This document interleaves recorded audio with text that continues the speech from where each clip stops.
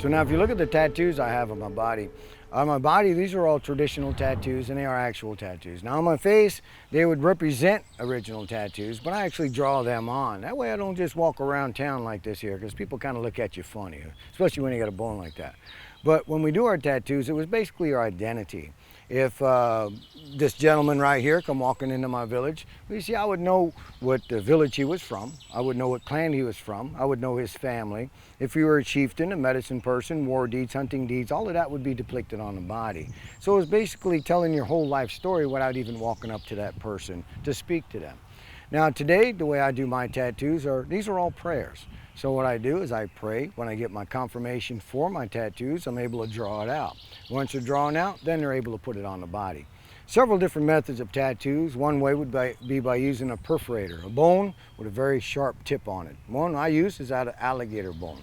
Now you're going to make the ink. The ink is made out of pine sap that you're able to burn. When you burn pine sap, it bellows a very thick soot. That soot, if it's blowing right up onto a log, you're able to scrape it off. That's what you're going to use for your ink. Add a little bit of water to that, put the tip of that perforator inside the ink, and then start putting it into the skin. The second way you can do that is by cutting the skin.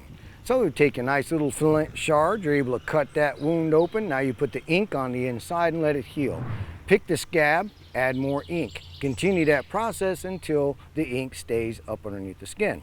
The third way is by using a plant known as a Spanish bayonet. If you know a Spanish bayonet, it's got a nice little quill on the end of it, nice little needle.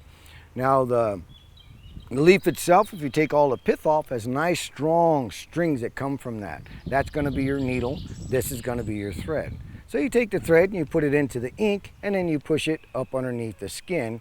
Pull the needle out the other side, the thread goes under the skin, and it leaves the ink on the inside. So there's 3 different methods of doing traditional tattoos. And you can tell the difference between traditional tattoos and parlor tattoos.